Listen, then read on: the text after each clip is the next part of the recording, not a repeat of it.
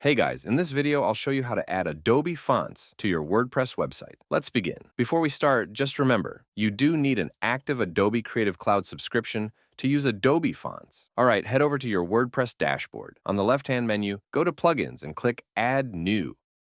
In the search bar at the top right, type Custom Adobe Fonts. You'll see a plugin called Custom Adobe Fonts. Typekit. Click Install Now, and once it's done, click Activate. After activation, go to Appearance in the menu and click Adobe Fonts.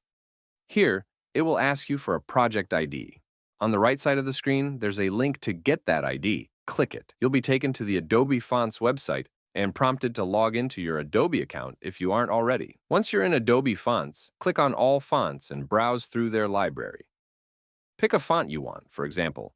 Click on any font, then click the little icon or the Add to Web Project button. It will ask you to create or select a web project. Choose the styles you need, give your project a name, maybe use your website name, and then click Create and then Done. Now, go back to the Adobe Fonts section in WordPress. You should now see your newly created project ID. Copy it, paste it into the project ID field in WordPress, and click Save.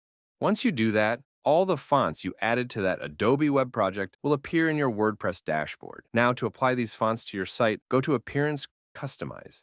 Depending on your theme, look for options like typography or fonts. In this example, I'll go to Global, then Typography, and from there I can select the Adobe fonts I just added. Just pick the font you want for headings, body text, or any area your theme allows, and that's it. You can repeat the same process to add more Adobe fonts anytime. Super easy and fully customizable. Thank you for watching.